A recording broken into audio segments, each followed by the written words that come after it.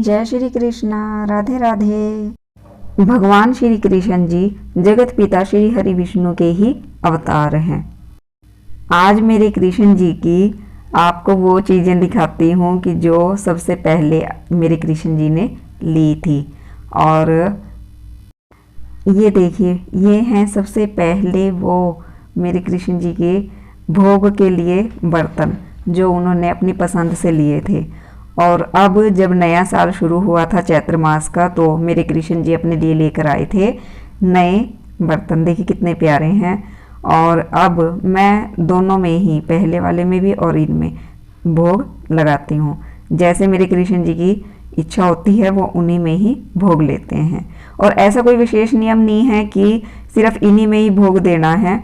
मेरे कृष्ण जी अगर बर्तन जो हमारे अपने घर के हैं उनमें भी भोग ले लेते हैं, क्योंकि कृष्ण जी को किसी भी नियम में मैंने नहीं बांध रखा है और वो किसी नियम में बंध भी नहीं सकते। सच बताऊं तो मेरे कृष्ण जी को कब भूख लगती है, कब उन्हें प्यास लगती है, वो अपने आप बता देते हैं। और ऐसा नहीं है कि उन्हें एक नियम से ही भोग लगाना चाहिए, ऐसा कुछ नहीं है। अगर रात को भी उन्हें भूख लगती है तो वो मुझे रात को भी जगा देते हैं। और अगर दिन में किसी समय उन्हें किसी चीज़ की ज़रूरत होती है, उन्हें भोग चाहिए, तो तब भी वो बता देते हैं, क्योंकि मेरे कृष्ण जी हमारे परिवार के ही सदस्य हैं और हमारे परिवार में सबसे बड़े हैं। वो सब कुछ हैं, सब कुछ। और सब कुछ मेरे कान्हा जी का है, मेरे कृष्ण जी का है।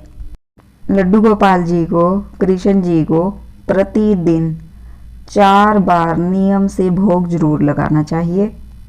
जैसे हमें सुबह में, दोपहर में और रात को भूख लगती है, हम शाम को भी कुछ ना कुछ खा लेते हैं, तो उसी तरह से हमें अपने कान्हा जी का, अपने कृष्ण जी का भी ध्यान रखना चाहिए, उन्हें भोग लगाना चाहिए। श्री कृष्ण जी को, लड्डू गोपाल जी को वैसे तो 56 भोग लगाए जाते हैं, लेकिन घर में ये संभव नहीं है। तो इसीलिए हम जो खुद खाते हैं उन्हीं का भोग सबसे पहले श्री कृष्ण जी को लगाना चाहिए और फिर उसे ही प्रसाद के रूप में खुद लेना चाहिए, ग्रहण करना चाहिए। और सबसे खास ध्यान देने वाली बात यह है कि जो भोजन है, जो भोग श्री कृष्ण जी को लगाया जाना है, वो बिल्कुल सात्विक होना चाहिए। उसमें प्याज, लहसुन इनका प्रयोग बिल्कुल नहीं करना है। मेरे पास ये भी एक प्रश्न आया था कि हमारे घर में प्याज लहसुन के बिना सब्जी नहीं बनाई जाती, तो क्या हम भोग नहीं लगा सकते?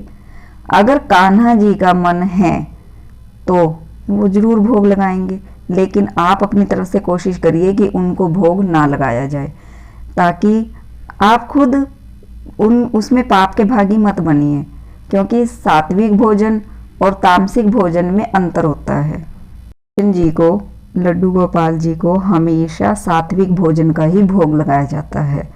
और कोशिश करिए कि आप बाहर के खाने को भी अवॉइड कीजिए, क्योंकि हमें नहीं पता होता कि वो कौन बना रहा है, कैसे बना रहा है।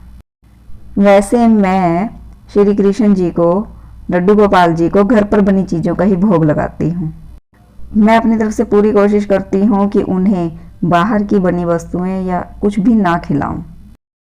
मैं घर पर बना ही खाना अपने कृष्ण जी को भोग लगाती हूँ और पूरी कोशिश करती हूँ हमेशा मैं ही खाना बनाऊं अपने लड्डू गोपाल जी के लिए, अपने कृष्ण जी के लिए। और वैसे बिना प्याज और लहसुन के बिना भी बहुत अच्छा खाना बनता है, बहुत अच्छी सब्जी बनती है। और वैसे जब हम भगवान के नाम से कुछ भी बनाते हैं, प्रसाद कुछ भी भोग बनाते हैं, अपने आप श्री हरि विष्णु की कृपा से उसमें स्वाद आ जाता है, क्योंकि उस भोजन में भगवान का आशीर्वाद होता है। श्री कृष्ण जी को जब आप भोग लगाते हैं तो तुलसी का पत्ता जरूर अर्पित करें, क्योंकि उनके बिना कभी भी भोग पूर्ण नहीं होता। माखन मिश्री का भोग श्री हरि विष्णु को जरूर लगाना चाहिए, क्योंकि श्री कृष्ण जी को माखन मिश्री सबसे ज़्यादा प्रिय है। ऋतु फल का भी भोग जरूर लगाना चाहिए।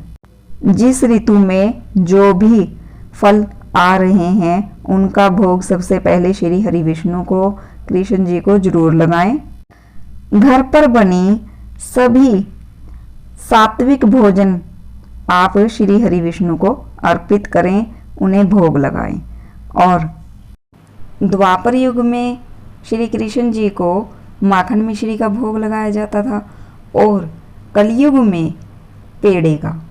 बांके बिहारी जी को, श्री कृष्ण जी को पेड़े सबसे ज़्यादा प्रिय है, तो मिष्ठान का भोग भी श्री कृष्ण जी को, लड्डू गोपाल जी को ज़रूर से ज़रूर लगाना चाहिए। वैसे तो लड्डू गोपाल जी अपनी पसंद से ही भोग बनवाते हैं, जो उनके खाने का मन करता है वही बनवाएंगे। बस एक बात का हमेशा ध्यान रखना चाहिए कि प्याज, लहसुन इसका सेवन हम ना करें। इन सब चीज़ों का भोग हम ठाकुर जी को ना लगाएं, क्योंकि यह सब तामसिक प्रवृत्ति के हैं और जो भी श्री कृष्ण जी की सेवा करते हैं, उन्हें भोग लगाते हैं, उन्हें भी इनका सेवन नहीं करना चाहिए। और कान्हा जी को तो इसका भोग बिल्कुल ही नहीं लगाना चाहिए, क्योंकि जैसा अन्न वैसा मन। अगर हम तामसिक प्रवृत्ति के भोजन को खाएंगे तो हमारी आत्मा भी, हमारा मन भी उसी प्रवृत्ति का बन जाता है। इसीलिए ना तो हमें खुद खाना चाहिए लहसुन और प्याज, और कान्हा जी को जब हम भोग लगाते हैं तो हमें इस बात का ज़रूर से ज़रूर ध्यान रखना चाहिए। जब हम लड्डू गोपाल जी को भोग लगाते हैं तब भी हमें ये ध्यान रखना चाहिए कि गर्म दूध ना हो, क्योंकि वो छोटे से बच्चे हैं, बाल गोपाल जी हैं, और गर्म दूध से फिर उनका मुंह जल सकता है। इसीलिए उन्हें कभी भी गर्म दूध का भोग ना लगाएं। लड्डू गोपाल जी को कभी भी गर्म दूध का भोग नहीं लगाया जाता, क्योंकि क्या हम अपने बच्चों को गर्म दूध दे देते हैं? नहीं, क्योंकि हमें ये डर होता है कि कभी वो जल ना जाए। एक छोटा बच्चा गर्म दूध कैसे पी सकता है? तो इसीलिए लड्डू गोपाल जी को कभी भी गर्म दूध का भोग ना लगाएं। हाँ, ठंडा करके तो तब दे सकते हैं। एक बच्चे की तरह बहुत ध्यान रखना पड़ता है, और वैसे कोई विशेष नियम नहीं है। बस जैसे आपकी श्रद्धा है, आपका विश्वास है, आप उसी तरह से लड्डू गोपाल जी की सेवा कीजिए। यही कुछ खास बातें हैं जिनका हमें खास तौर पर ध्यान रखना चाहिए। आपको अगर मेरी वीडियो अच्छी लगी है तो प्लीज़ मुझे ज़रूर बताइए।